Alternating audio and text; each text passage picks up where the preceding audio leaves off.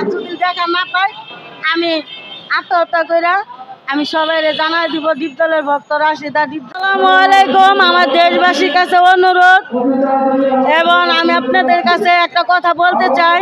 আমি ডিপজলের ভক্ত রাশিদা।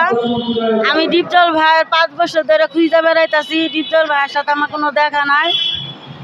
আমি ডিপজল ভাইয়ের ভক্ত, সবাই জানেন চিনেন। আমি ডিপজল ভাইয়ের ছবি দেখি ছোট থেকেই। তার টেকার পাহাড়ে তেমনি তার ছবি দেখি।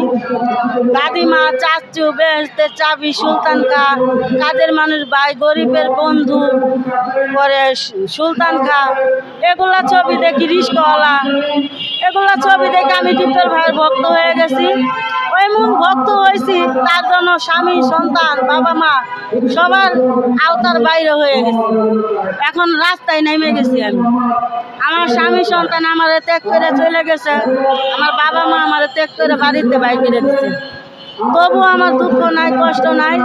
একটা কথাই বলতে চাই যে ডিপজল ভাইজান, আমি আপনারা অনেক শ্রদ্ধা করি, ভালোবাসি, বড় ভাই হিসেবে জায়গা দিচ্ছি। আপনি ভিডিওটা যদি পায়ে থাকেন, আপনি আমার সাথে দেখা করে এক মুঠো ভাত আল্লাহর হস্তে মৃত্যুর আগে আমার এক মুঠো ভাত আমার খাওয়াই দিবেন। কিসের জন্য? আজকে দুনিয়াতে আপনি আছেন, কালকে থাকবেন না। আমি আছি, আমিও থাকবো না। আমার এই কথাটা অন্তরের ভিতরে গাইতে থাকবো। এমন আছে আমার রুহটা মাটির তলাতে উঠতে আইব।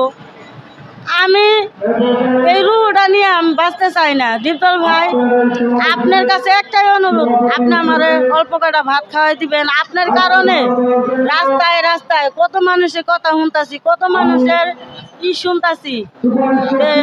আমি এখানে চাকরি নিতে গেলেও চাকরি পাই না, কাজ করতে গেলে কাজ পাই না। ডিপজল ভাই, আপনার কাছে একটাই অনুরোধ যে আপনার ছবি দেখে আপনার ভক্ত হয়ে গেছি। কল্পনায় এসে আমার ভাত খাওয়াইছেন, আমি ভক্ত হয়ে গেছি। এর কারণে আমি ইলিয়াস কাঞ্চন ভাইজানের ছবি দেখছি। ইলিয়াস কাঞ্চনের ভাইজানের ছবি দেখে মনে করছি অনেক ভালো। তারে আমি যদি একটা কথা বলি, সে কথাটা শুনবে এবং রাখবে।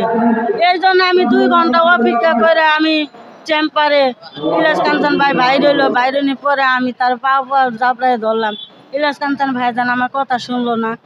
তবুও আমি ইলিয়াস কাঞ্চন ভাইরে বললাম, ভাইজান আমার একটা কথা শুনেন, আপনি একটা কথা শুনেন। আপনি আমার মাইরে ফেলালে মাইরে ফেলান, তবু একটা কথা শুনেন। সে আমার চর উঠাইলো, এরপরে আমার জোরে ধাক্কাও দিল। এইটাই আমার মনের মধ্যে অনেক কষ্ট লাগছে এবং আমি দুঃখ পাইছি। এই জন্য বলতেছি যে ইলিয়াস কাঞ্চন ভাই, আপনি ফিল্মে আরেক রকম, বাস্তবে আরেক রকম। ফিল্মে যে আপনি যা একটা ব্যবহারটা করছেন, বাস্তবে সেই ফিল্মের ব্যবহারটা আমার সাথে করছেন। তো এটাই কি আপনি জনপদ সরকারের চেয়ারম্যান? আমার মনে তো কয় না আপনি একটা চেয়ারম্যানের কাতারে আসেন।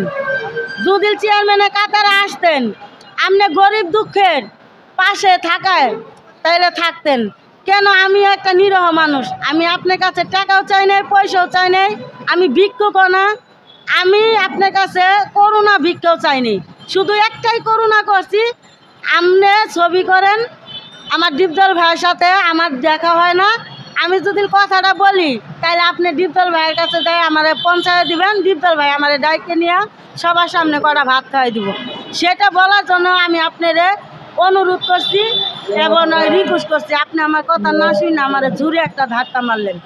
তাই আমি বলি, আমাদের মতন জনগণের ভালোবাসে আপনার ইলিয়াস কাঞ্চন বানাইছেন, আর আমার মতন মার গর্বে কিন্তু আপনি হয়েছেন। যদি ভালো মানুষের গর্বে হইতেন, তাহলে আজকে জনগণের মানুষ হইয়া একটা অসহায় ডিপজলের ভক্ত তারে ধাক্কা দিতে পারতেন না। আপনার কাছে কি 1 মিনিট সময় ছিল না আমার সাথে কথা বলার? আপনার এমনই জরুরি তলব যে আপনি আমার একটা কথা শুনতেই পারলেন না। আমি একটা নারী, আমার নারী হয়ে আমার এমন জোরে একটা ভিলেনের মতন ধাক্কা দিলেন, মনে করলাম যে ছবির মধ্যে যে ঘুষা, এই ঘুষিটা আমারে দিলেন।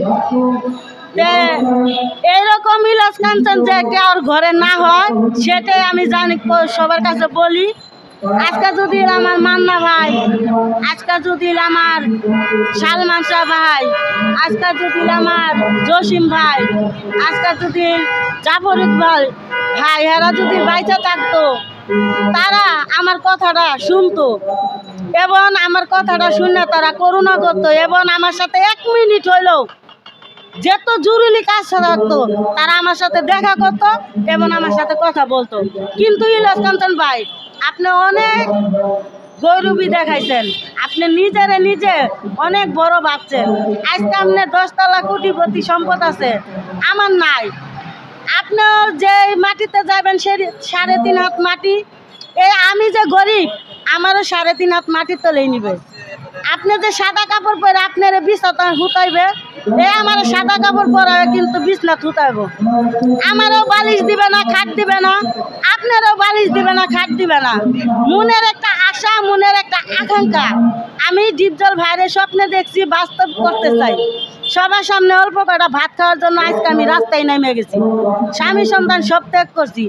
এই মনের কথাটা বলার জন্য ইলিয়াস কাঞ্চন ভাই আমি আপনারা জাবড়ায় ধরছিলাম, কিন্তু আপনি আমার কথাটা শুনলেন না। তো আজকে যদি আমার নায়কের মধ্যে যদি আজকে নিশা ভাইয়ের আমি পাইতাম, সে কিন্তু একটা ভালো, সে আমার কথা 1 মিনিট হইলেও শুনতো। আজকে যদি আমি ওই যে অপু বিশ্বাসে পাইতাম, সেও আমার একটা কথা শুনতো। ববিতারে যদি পাইতাম, শাবানারে যদি পাইতাম, রুজিনারে যদি পাইতাম, তাইলে শাফিক খানেরও যদি পাইতাম, তাইলে হেরা আমার একটা কথা শুনতো এবং আমার কাছে নিয়ে আমার লয়ে যেত। কিন্তু দুঃখের বিষয়, আমি তাদের সাথে দেখা হয় না, তাদের আমি পাই না, এটাই আমার দুঃখের বিষয়। তাই আমার জনগণের কাছে একটাই অনুরোধ, একটাই রিকোয়েস্ট, আপনারা ভালোবাসা আমার এই ভিডিওটা সবাই সাপোর্ট কইরা কোটি কোটি মানুষের কাছে পৌঁছাই দিয়া, ডিপজল ভাইয়ের কাছে পৌঁছাই দিয়া আপনারা আমার রাইতে দেন না। ডিপজল ভাই, আপনার কাছে যদি ভিডিওটা যায়, আপনার কাছে একটাই অনুরোধ, ডিপজল ভাই, আমি একটা গরিব অসহায় মানুষ, আপনার জন্য স্বামী সন্তান সব ত্যাগ করছি, তবু আমার দুঃখ নাই। আপনি যদি ভিডিওটা পায়ে থাকেন, আপনি আমারে ডাকবেন, স্বপ্নেরটা বাস্তব করে দিবেন। আর যদি না করে দেন, তাহলে ডিপজল ভাই আমার এই জীবন রাখা না রাখা একই কথা। আমি আত্মহত্যা করে প্রমাণ করে দিয়ে যাব যে ডিপজলের ভক্ত রাশিদা, সে ডিপজলের জন্য দেখা করতে পারে নাই, সে সুইসাইড করে, সে আত্মহত্যা করে জীবন দিছে। হ্যাঁ, আপনার ভক্ত অনেকেই আছে, ডিপজল ভাইয়ের ভক্ত অনেকে আছে, কিন্তু আমার মতন ভক্ত কেউ সামনে আসে নাই।